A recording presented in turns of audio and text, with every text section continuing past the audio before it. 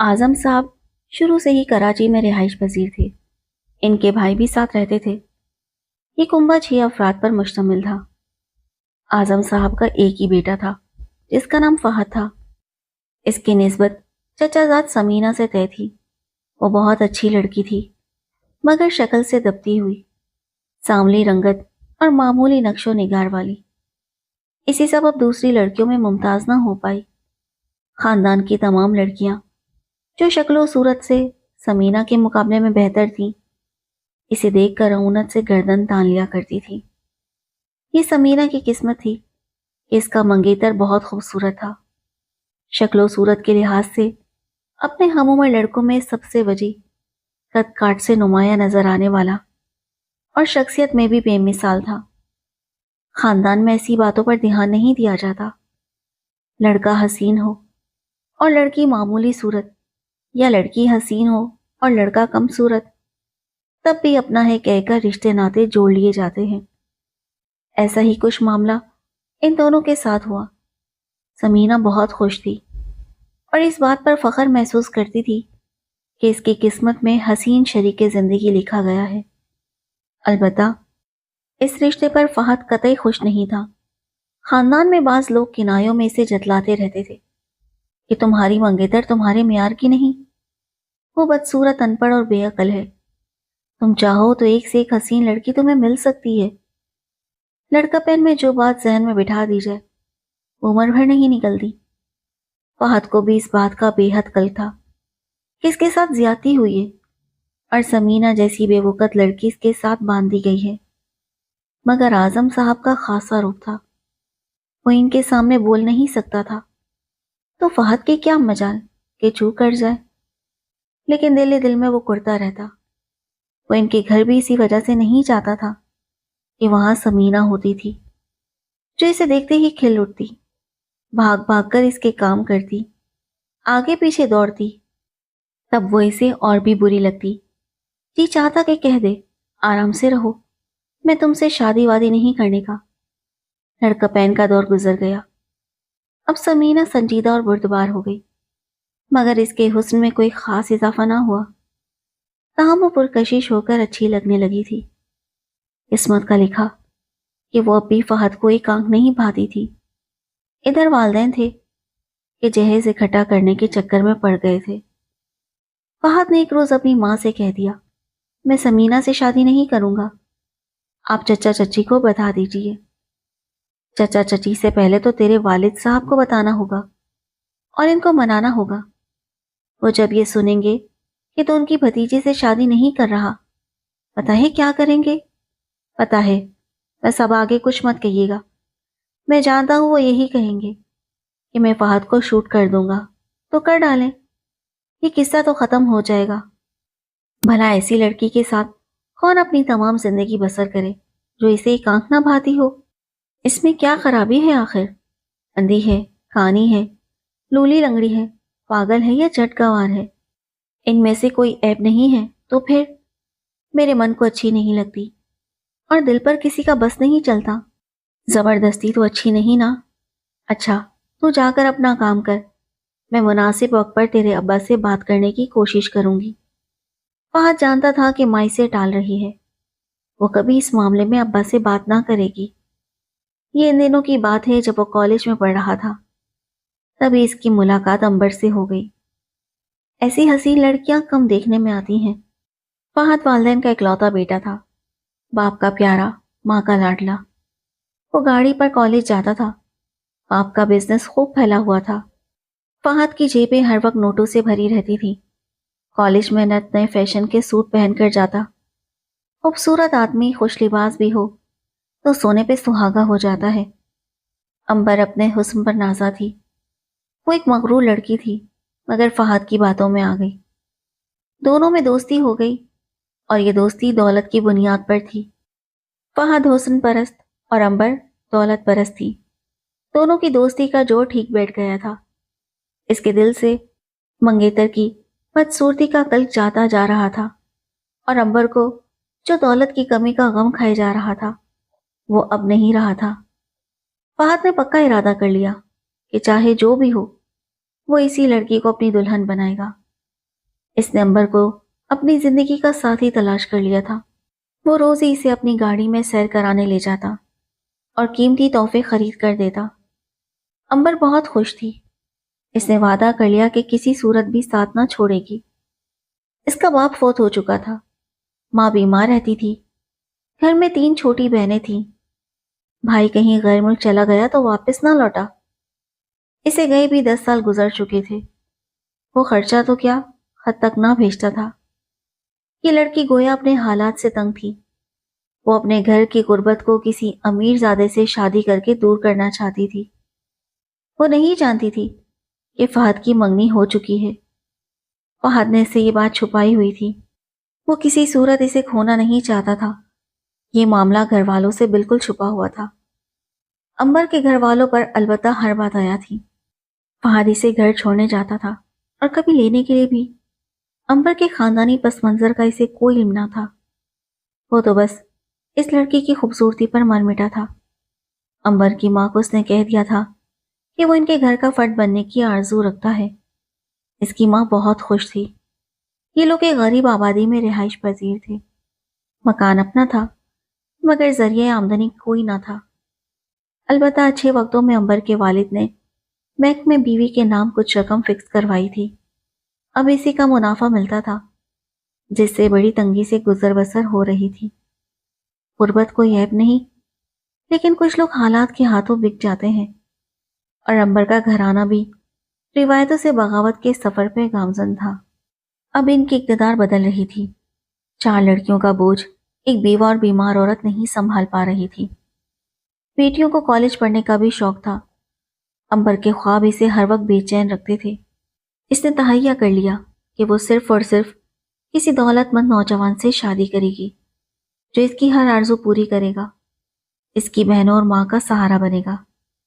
اور یہ فہد تھا جو اس پر فریفتہ ہو چکا تھا۔ اسے امبر کی ہر شرط منظور تھی۔ وہ بھول گیا تھا کہ والد روایت سے بغاوت پر اسے گھر سے نکال بھی سکتے ہیں۔ وہ بھی یہ تک یہ معاملہ گھر والوں سے چھپائے رکھنا چاہتا تھا۔ وہ کسی صورت امبر کو کھونا نہیں چاہتا تھا اور کسی ایسے کرشمے کے انتظار میں تھا جس سے اس کے الجھے ہوئے حالات خود بخود سلجھ جائیں۔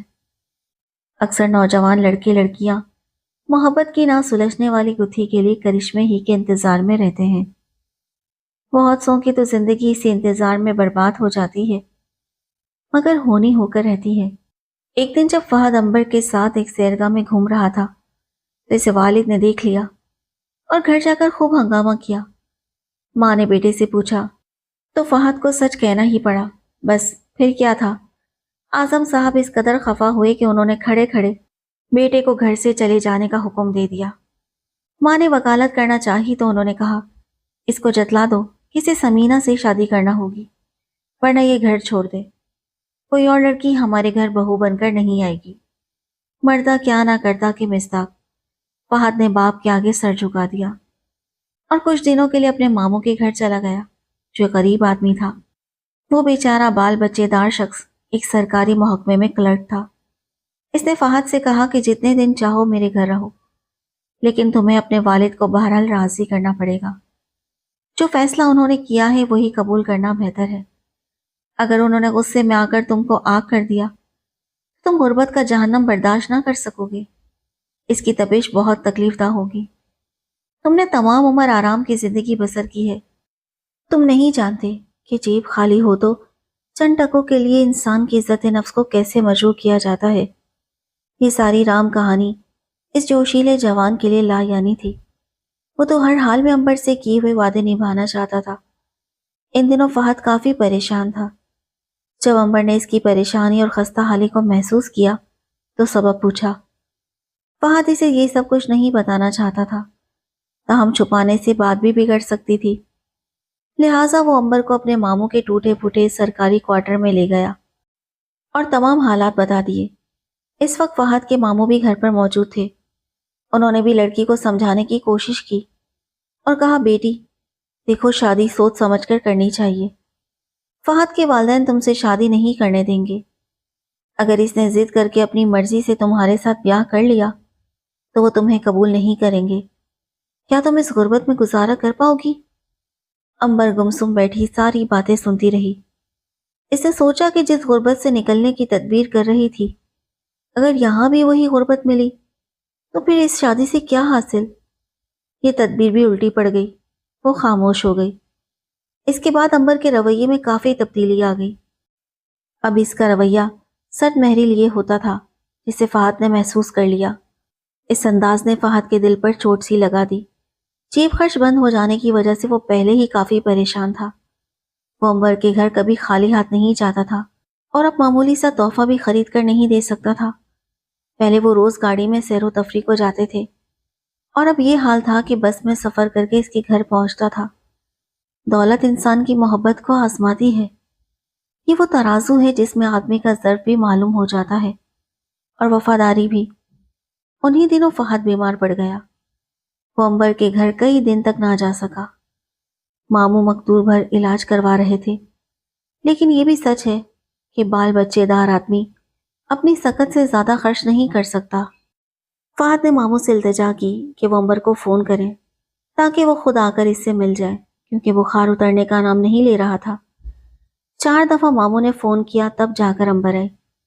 2-4 منٹ بیٹھی، سرسری بات کی اور چلی گئی، جیسے کوئی کسی سے جان چھڑاتا ہے۔ وہ بھی اصل میں فہد سے جان چھڑانا چاہتی تھی۔ اس کے خوابوں میں فہد کے والد کی کوٹھی بسی ہوئی تھی، یہ کوارٹر نہیں جہاں وہ بیمار پڑا تھا۔ امبر کا رویہ اس کے لیے بہت زیادہ تکلیف دہ ہو گیا تھا۔ وہ سوچ بھی نہیں سکتا تھا کہ جس لڑکی پر اس نے ہزاروں روپے لوٹائے، وہ بیماری اور غربت کے دنوں میں سے یوں غیروں کی طرح ملنے آئے گی اور 2-4 منٹ سرسری عیادت کر کے چلی جائے گی۔ وہ تو سمجھ رہا تھا کہ امبر کہے گی، چلو میں تم کو خود ڈاکٹر کے پاس لے کر چلتی ہوں، یا کم از کم دل جوئی کے 2-4 بول ہی کہے گی۔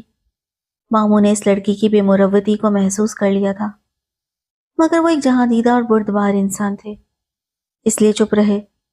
انہوں نے اگلے دن فہد کی حالت کا تذکرہ اس کے والد اعظم صاحب سے کیا۔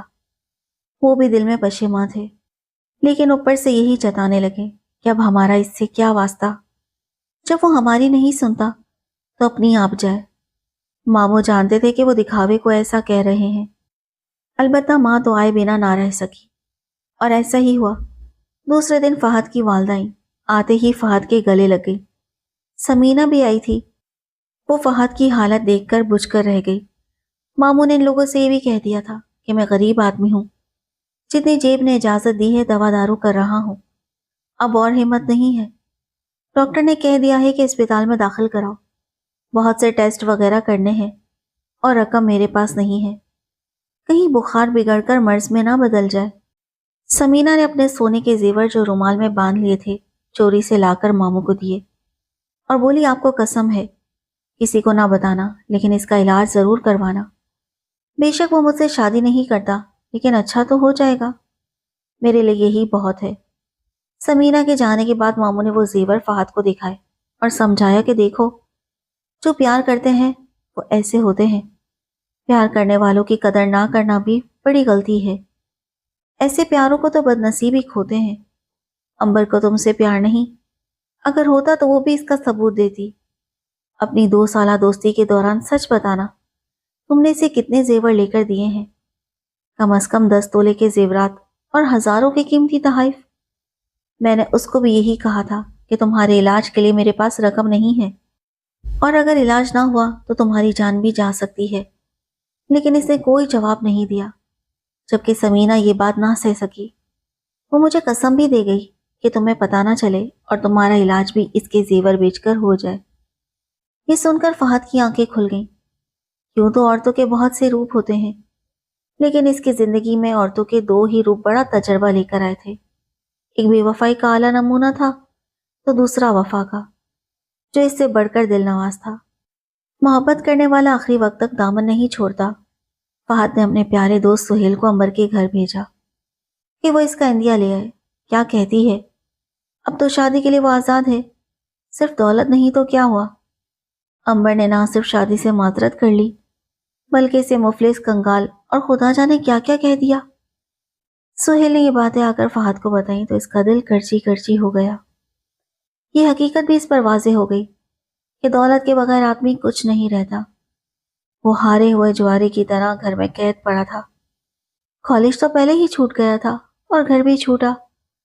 آج پتہ چلا کہ جسے وہ توجہ کے قابل نہیں سمجھتا تھا اور جو ہمہ وقت اسے اپنے دل کے جھڑوکوں سے تکا کرتی تھی، وہ دل ہی دل میں اس سے کتنی محبت کرتی تھی۔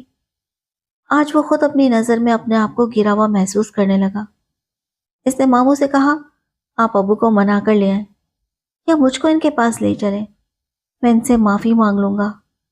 اب مجھے ہوش آ چکا ہے، جو برے وقت میں ساتھ دے اصل ساتھی وہی ہوتا ہے۔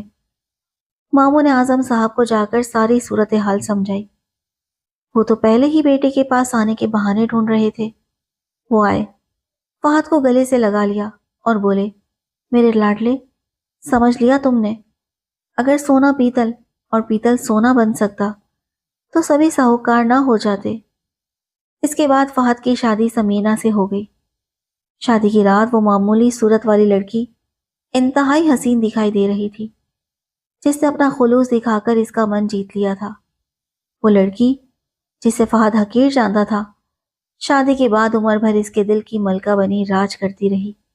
سچ ہے، ایک بے وفا عورت کے دیے زخم کو کوئی وفادار عورت ہی بھر سکتی ہے۔